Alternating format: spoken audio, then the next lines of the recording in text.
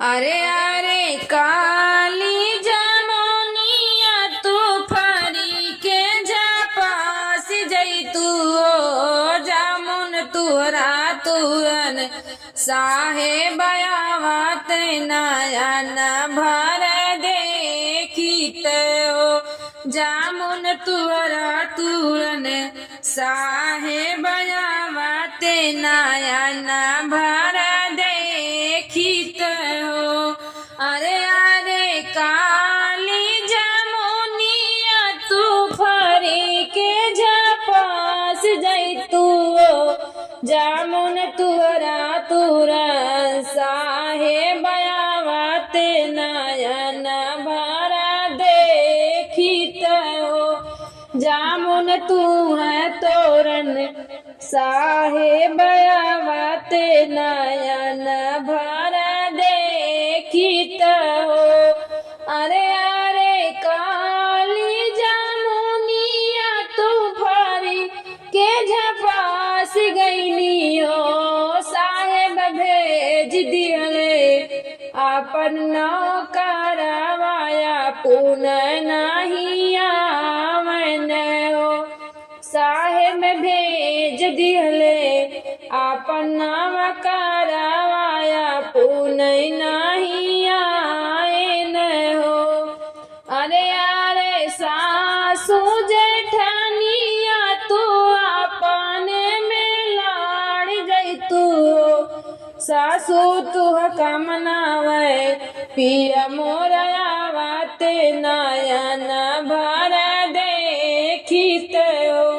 सासू तुह कमनावे साहे बयावते नयन भर देखित हो।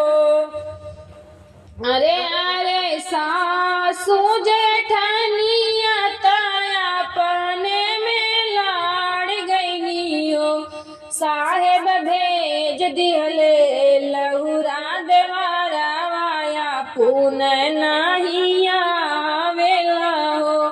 साहेब भेज दिहले लहुरा देवरवाया पुन नहीं आवन हो। अरे अरे प्यारी ननदिया तू एक दिन गवान जैतू ननदो तुह का देखन पिया मोरयावते नयन भरी देख ले तो ननदो तुह का देखन साहे बयावते नयन भरी देख ले तो। अरे अरे प्यारी ननदिया तो एक दिन गवान गईली हो। साहेब भेज दिहले डोलिया कहरवाया पुन नहीं आवेला हो।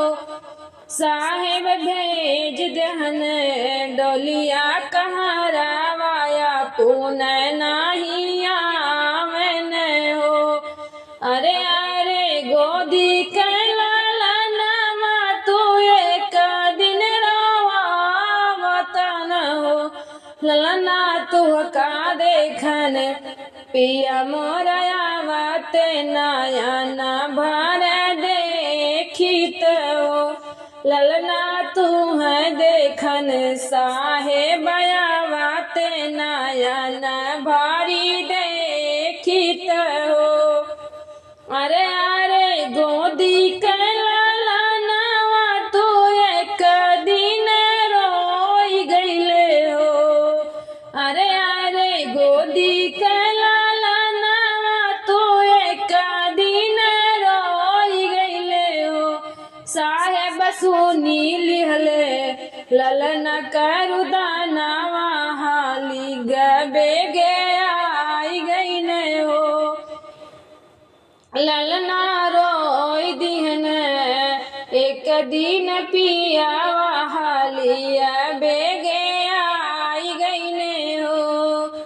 अरे अरे काली जमुनिया तो फरी के जा पास जैतू जामुन तोहरा तुरन साहेब आवते नयन भर देखित हो।